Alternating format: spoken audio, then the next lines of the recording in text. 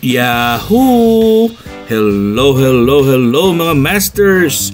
Halika kayo at buksan natin yung package ko na pinurchase po sa Mazuri.com. At ito po ay yung aking mag-change diet po tayo sa ating bidang-bidang si G, the Green Iguana. At dahil po ay meron akong mga advices na nakuha sa mga experts at syempre sa may-ari ng pet shop na kung saan ko si G kinuha. So mas maganda pala kung pellets yung ibibigay natin sa ating mga alaga dahil yung pellets po ay controlled yung kanyang ingredients at dry siya.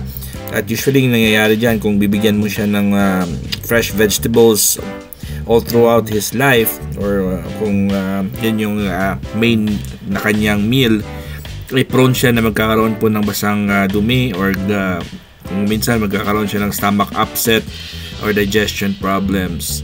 So nag-order po ako sa Mazuri.com at ito po ang kanilang produkto. Marami po silang mga produkto at mamaya makikita natin yan pagbukas natin ng ating box. So samahan nyo ako at ipapakita ko rin sa inyo kung ano yung aking na-purchase. Dahil ito ay first time ko rin na makita ito dahil hindi ko pa nakita yung actual na sako or yung kanyang actual box po. So the main reason po kung bakit tayo nag-venture or or bumili ng ganito is because na-realize ko po ay mag-4 months na pala si G sa akin. So kailangan natin siyang i-maintain ng standards niya ng pagkain niya. So buksan na po natin. Ito gamit ko yung cutter. Excited na rin ako makita yung kanyang tsura kasi hindi ko nakita yung ano sa internet. So ito pala mali pala. Baliktad pala yung pagbukas ko. Pero okay lang kasi baliktad lang natin mamaya to. So meron din siyang kasamang nutritional facts. Ito yung papel na to. At ito yung pangalan ng company mismo nila. Ang tawag po nila sa company nila ay Mazuri. So, exotic animal nutrition. Maraming varieties din yung kanilang produkto. Pero si G ay isang exotic animal. At 25 pounds po ito. Usually yung 25 pounds ay somewhere around 11.34 kilos yan. Tingnan natin. Balik na rin natin to. Lagay natin sa mesa para matingnan na talaga natin. Makita natin kung anong itsura. May resibo din siya. And ito. This is it. Mazuri Exotic. For exotic yan. Fed by zoo professionals po yan. So ito yung binibigay talaga sa animals sa zoo. So may mga varieties din siya. So meron din siyang quality guarantee. Requirement din yan ng FDA, especially kung may mga produkto ka na edible at yung mga ganitong mga produkto kasi kailangan i-guarantee mo yung iyong mga customers. At kung meron ka ring problema ay pwede mo rin itong ibalik or pwede ka magreklamo. So all you have to do is tawagan mo lang po yung kanilang 1-800 na toll-free na number. At big deal po dito yan, especially sa US. At marami talaga nagre-reklamo kasi meron talagang iba dyan na yung ginagawa lang po nila ay naghahanap lang po ng butas para lang balik nila yung mga produkto. Yung iba kasi sinisira lang yung mga companies, mag-order tsaka magbibigay ng mga ratings na mabababa. Ayun. So Mazuri Exotic Animal Nutrition. So ito is scientifically formulated po to support the wild range, mga wild na mga animals or iba't ibang mga varieties ng mga animals. So pwede din siya sa mga alpaca at llama, aquatic, bird, camel, carnivore, elephants, rhinos, imagine that, exotic mga game bird at game fowl, yung mga roosters natin, yung mga sinasabong natin dyan sa Pilipinas, flamingo, koi, insectivore, marine mammal, mini pig, omnivore, primate, ratite, reptile, shark and ray, imagine, small mammal and more. Sa zoo kasi iba't iba yung mga animals doon. Si G po isang reptile pero isa siyang herbivore. Ito yung specific na pagkain para sa kanya. So magandang produkto po ito dahil marami din marami din yung mga stars nila sa kanilang website.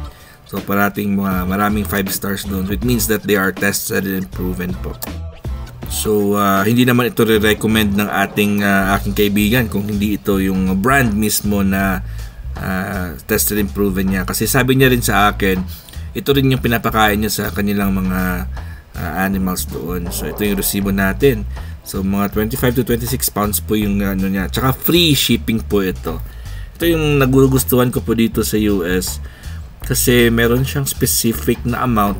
Pag inabot mo yan, ay libre na po ang iyong shipping fee. So ito po ay umabot po, I think mga $63 po yung bili ko nito.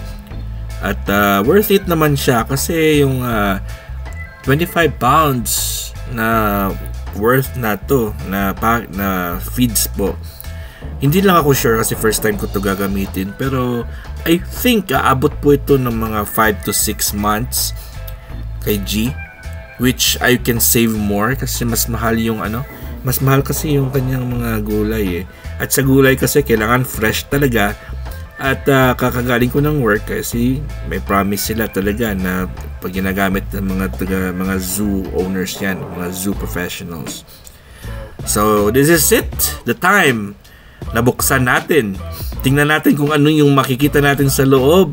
At first time ko talagang makita to, hindi ko kasi po na-imagine kung anong laman. Kasi yung binigay sa akin ng kaibigan kong may-ari ng pet shop ay malalaking pellets.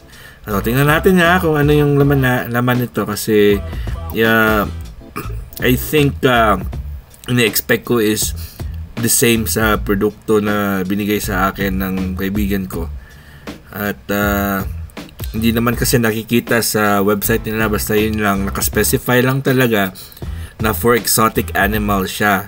So si G po isang exotic reptile at hindi yan common dito sa atin sa El Paso, Texas.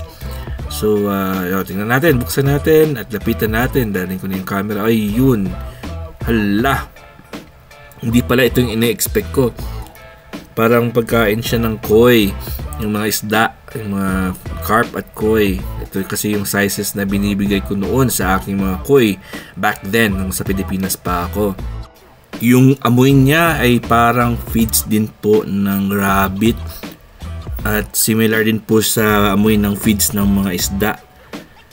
At hopefully po ay magustuhan po ito ni G. Hoping po na hindi po na mapapunta sa waste yung ating pagbili. Pero panatag pa rin ako. Kasi yung binigay sa akin ng kaibigan ko ay parang ganito kalaki. So ininalagyan ng tubig yan para medyo mag-soften siya. Ayun, so uwi tayo sa bahay at doon natin testingin kung magugustuhan talaga ni G yung pagkain. Alright, yahoo! Ayun, dito na tayo sa bahay at wala si G choice. Pinagutuman ko talaga si G para at least kakainin niya kung anong ibibigay ko sa kanya. So ito pala yung sikreto, no? Pinagutuman ko talaga siya. Siguro half day ko siyang hindi binigyan ng pagkain. Kasi alam ko na pag gutom siya, kahit anong makikita niyang edible, kakainin niya yun. Ayun si G at nag-i-enjoy siya sa bagong food niya. Thank God! At successful po tayo sa ating attempt na i-convert si G natin from fresh vegetables to pellets. Ayun, so conscious na siya. Nakita niya akong binibidyohan ko siya. Kaya siya talaga. Ayaw niya nang kumain. Nahihiya siyang makita ang gutom na gutom siya. Sabi niya, wag niyo akong videohan, Daddy Master Worm. Anyways, maraming salamat po sa inyo lahat sa pagsama sa amin ni G sa aming vlog for today. God is great! Yahoo!